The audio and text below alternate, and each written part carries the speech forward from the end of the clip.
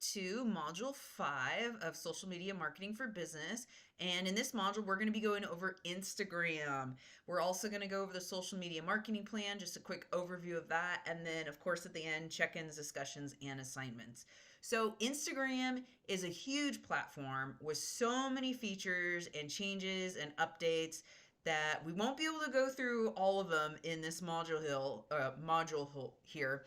We almost need a second course just for advanced social media these days. So just keep in mind, we're just going to go over some basics here, just so you can get an overview. We'll go over some of the features, and we won't really touch on ads because that's a whole nother game plan there. So be patient in going through here, and I'll give you links if you want to learn more about Instagram after this module. So let's get started on the learning objectives we're going to go through. Understand the business value of using Instagram for marketing. Know how to create and optimize an Instagram business profile. Understand the components of an Instagram post. Know how to utilize Instagram stories and live video. These are huge right now. Implement an Instagram content strategy. So a quick introduction to Instagram. It was founded in 2010. And within 9 months, it had over 7 million users. By April 2012, it had 30 million users.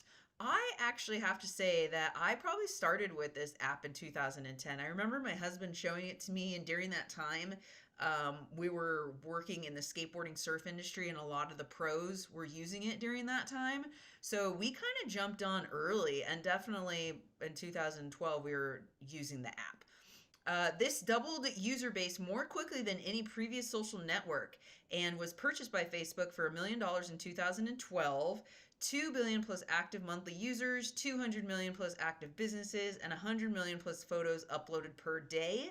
These numbers might even be bigger now since this information was published, and we all know the purchases have gone through a lot and everything's owned by Meta now. So keep that in mind as well. 90% of all Instagram users follow a business on Instagram. The top 50 global brands post an average of 4.9 times per week. I would say for my clients, the average is 4 times a week. So those are smaller clients. 75% of users take action, such as visiting a website after looking at a brand's post. 72% of users say they have purchased a product they saw on an app.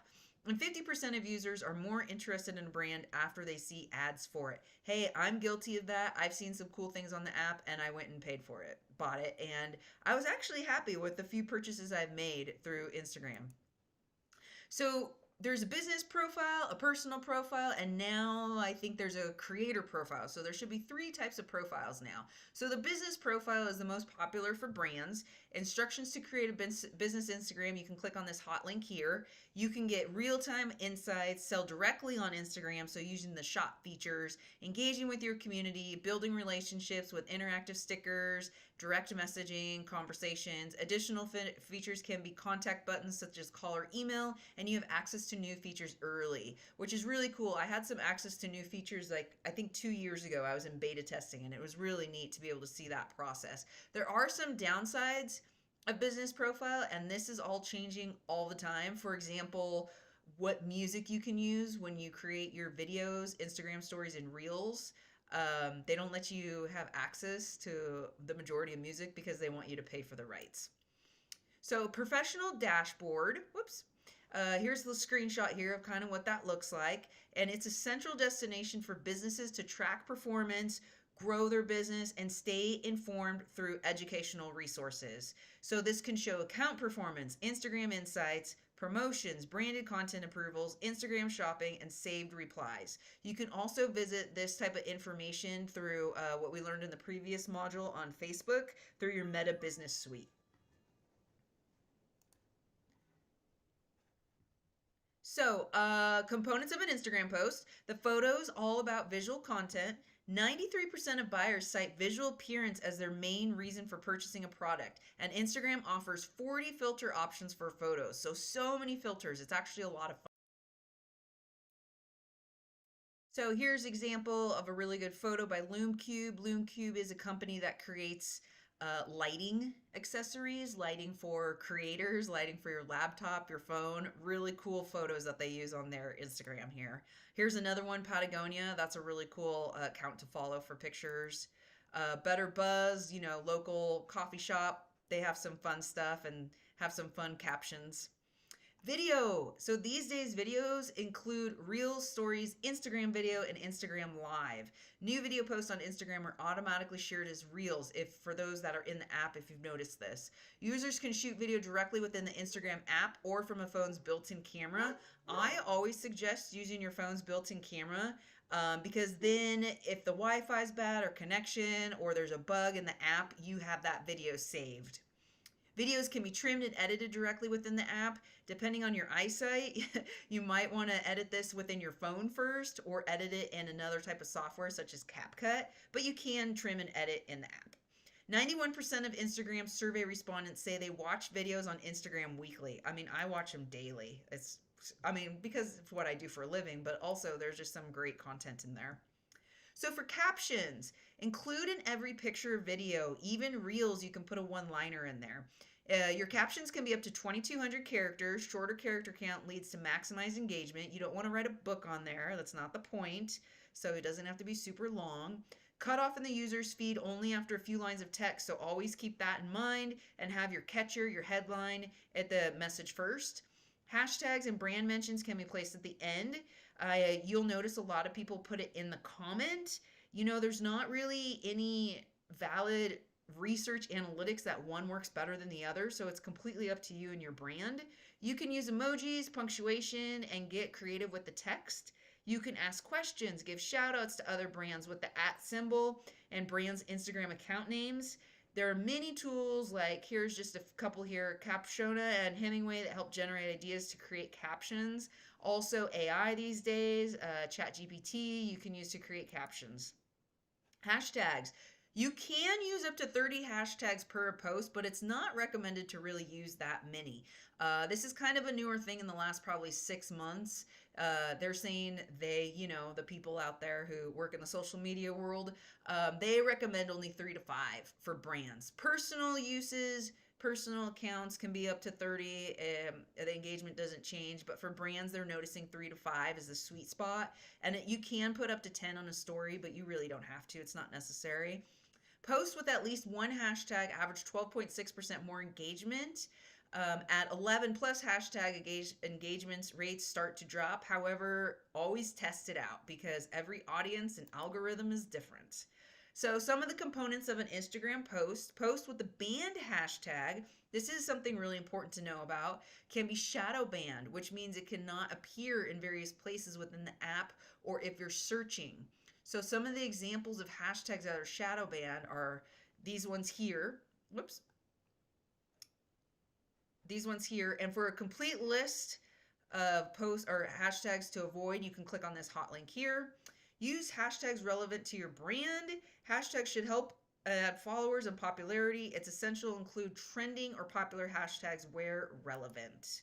So one of my personal marketing pet peeves is people not knowing how to use a hashtag.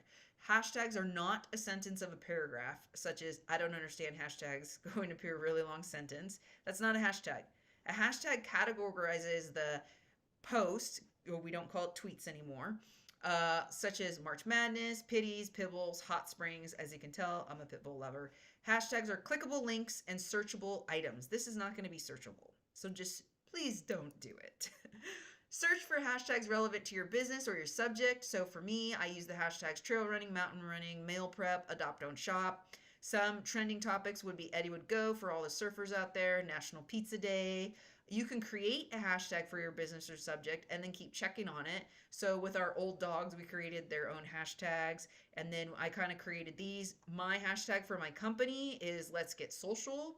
Janavit Communications, Let's Get Social. My running club is Ultra Buds.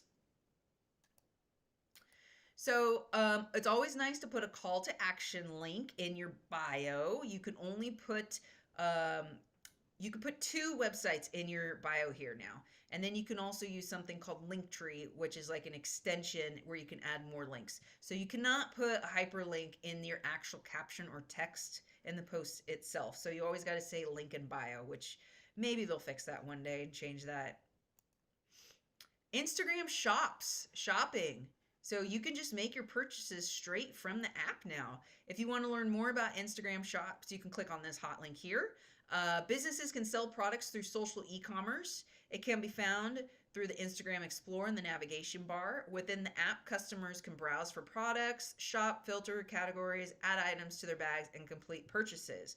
Also, when you make a post, it allows you to tag a shop link. So, for example, this company here, Nathan, they make products, and every time I create a post for them, I add a shop tag so people can just shop for it right away when they see that post. Collections. This allows brands to customize their shop by curating products into themes like new arrivals, gifts, seasonal trends. Product detail pages provides information on items from a brand's product catalog, such as pricing or descriptions. You can pull in content where the product is tagged, like I was mentioning, and drive people to the website to complete the transaction. So that's what that company, Nathan, does. You can check out on Instagram. This enables direct in-app purchases, currently available to eligible U.S. businesses and creator accounts. Product tags, so that's kind of what I was talking about, allows brands to highlight items from their catalog directly in images and videos so shoppers can easily tap and learn more. Ads with product tags to increase the reach of shopping posts. Brands can leverage ads with product tags. You've probably seen the sponsored ads that it comes with the product tab in it, and then you can just make the purchase. This is a great way to have a product launch. So businesses with checkout on Instagram can announce an upcoming exclusive product launch so shoppers can preview details and set reminders to buy it as soon as it's available. So that's a pretty cool feature there. Now we're moving on to Instagram stories. This is probably my favorite feature. I just love doing Instagram stories. I can watch these all day long. Instagram stories are posts featuring videos or images that appear after 24 hours.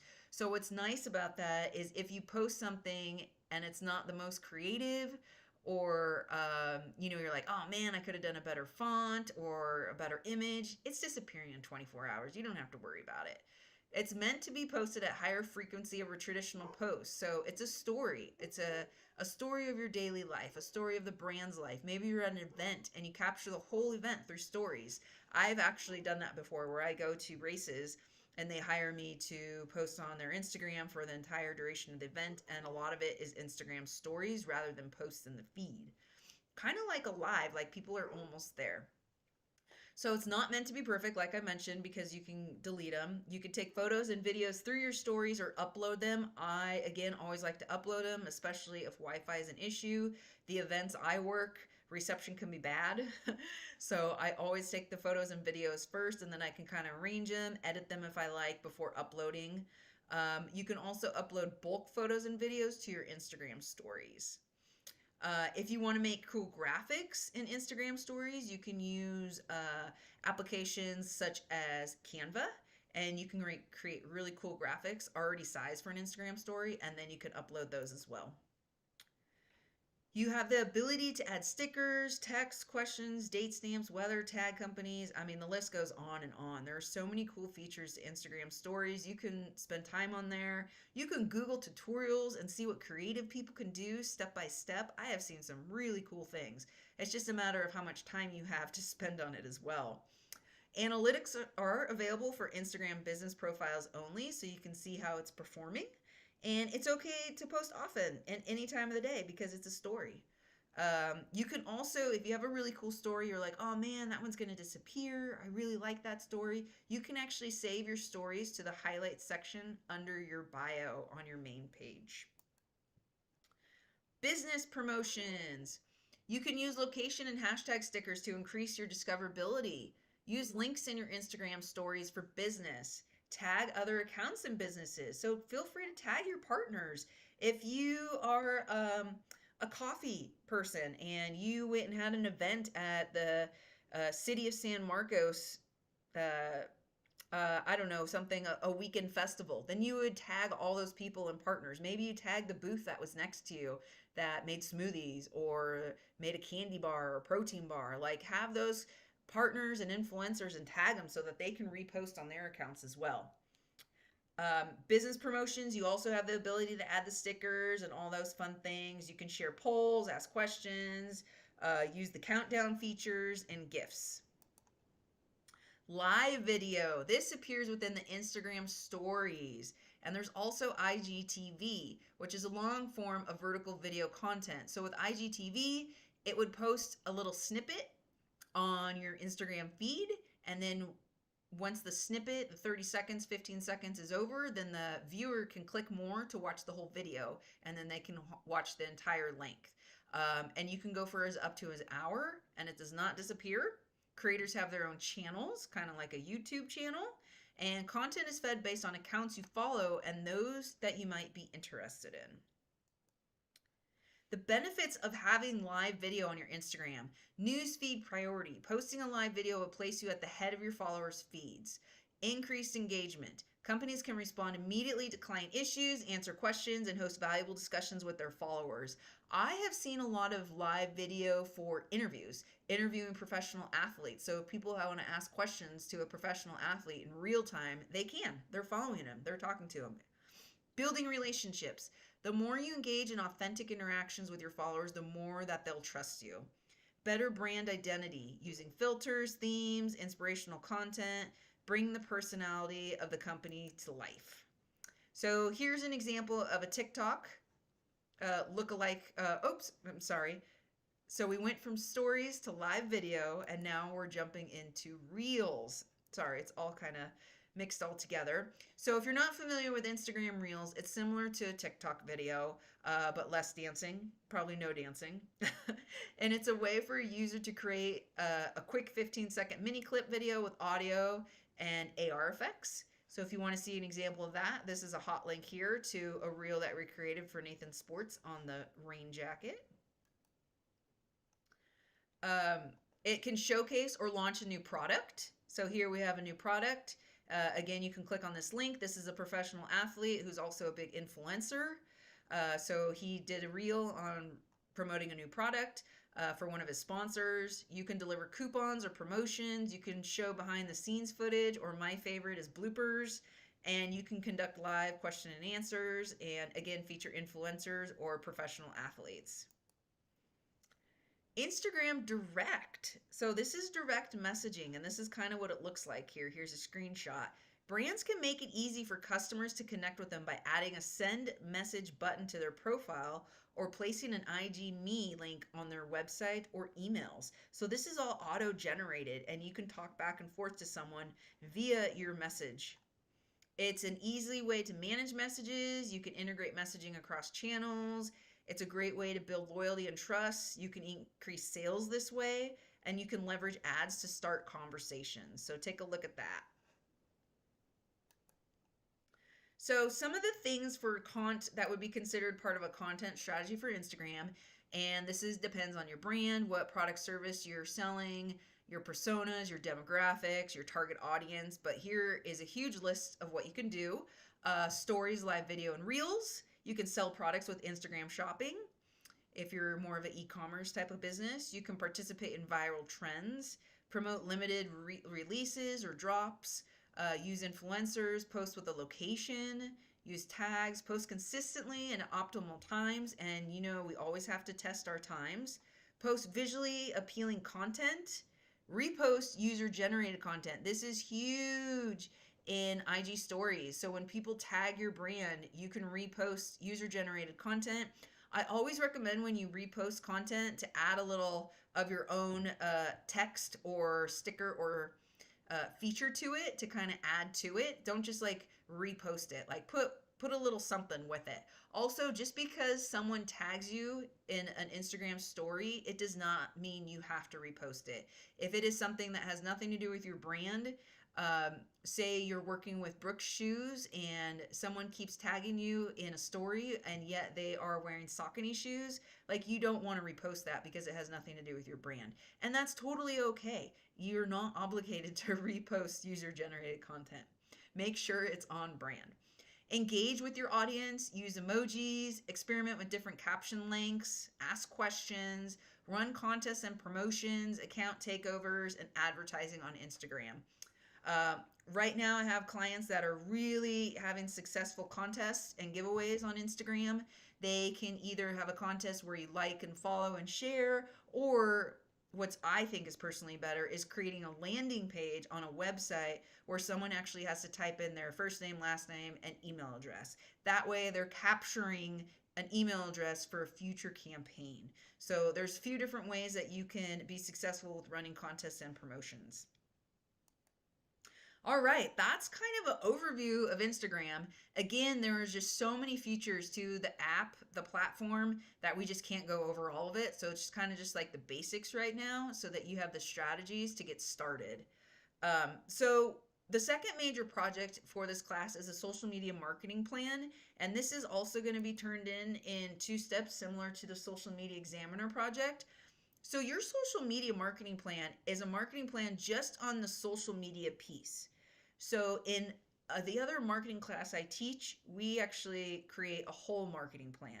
But this class is just the social media piece. So it's not as long, but it still can be pretty in depth. I recently wrote a social media marketing plan for a client for a project base, and it ended up being 18 pages. Like, they can be long. I mean, there was graphics and charts in there, so that does take up a lot of room. There's a works cited page. There's a table of contents. There's a cover page, but still, it was 18 pages. It was pretty big.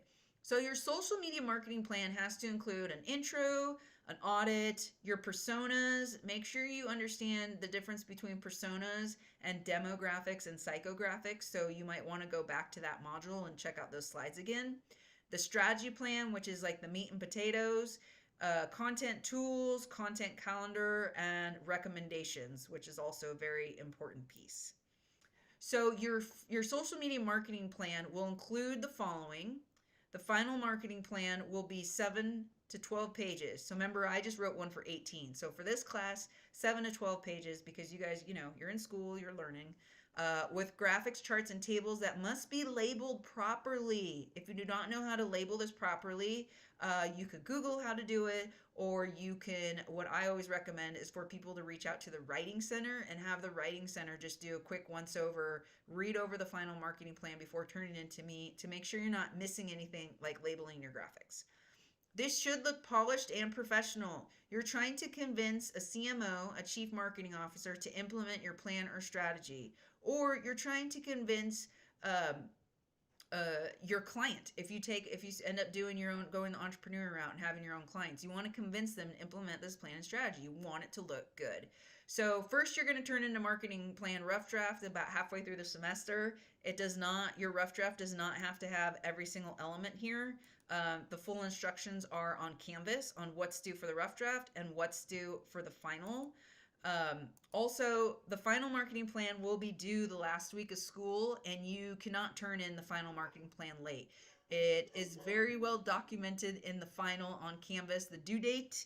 You will have access to start working on this immediately. I suggest you work on this sooner than later. Do not procrastinate to the end of the semester, and I will not take any late marketing plans. So once it's due, it's due. All right, so Module 5 assignments are going to be your check-in 5, your discussion 5, your quiz 4, which is on Instagram, and your blog will be due.